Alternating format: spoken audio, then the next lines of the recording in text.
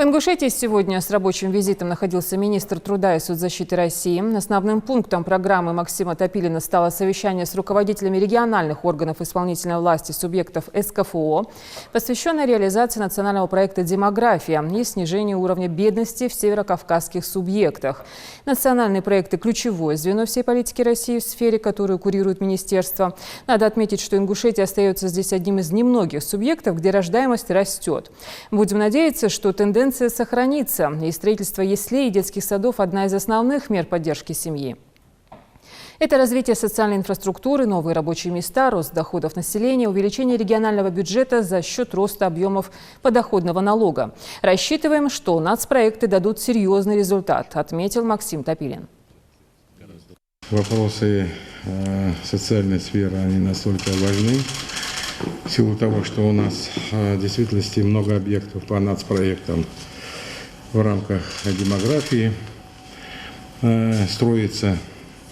И благодаря вам, вашему вниманию, вот те школы, детские сады, имеется в виду и направление здравоохранения, они у нас успешно строятся. Есть какие-то вопросы, есть задачи, которые можно решить, а где надо исправить. Но будем стараться выдерживать ваше направление, которое вы нам рекомендуете. И думаю, что республика справится с теми задачами, которые перед нами стоят.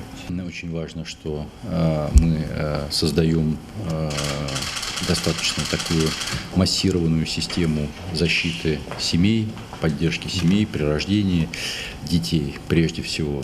Надо сказать, что Ингушетия здесь остается одним из немногих субъектов Российской Федерации, в которых рождаемость еще растет.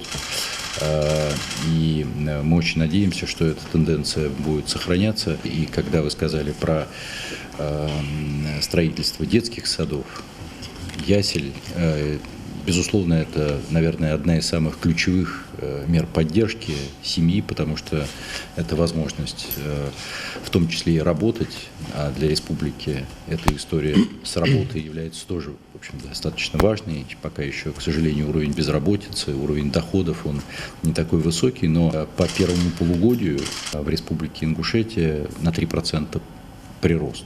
И я тоже хотел бы надеяться на то, что в результате всех мер по нацпроекту, это же много инвестиций, это стройка, это строительные компании, это зарплаты, которые здесь остаются. И это очень важно, что в результате того, что здесь происходит развитие инфраструктуры, в том числе для семьи, важно, чтобы создавались рабочие места, создавались условия для подоходного налога, доходные источники. Вот это, вот, мне кажется, все вместе даст, и будем надеяться, будет давать очень серьезный эффект.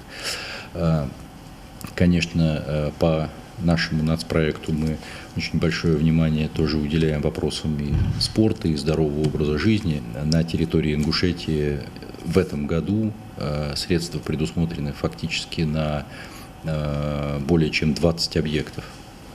Часть завершиться должна в этом году, часть в следующем году, но это достаточно такой серьезный плюс.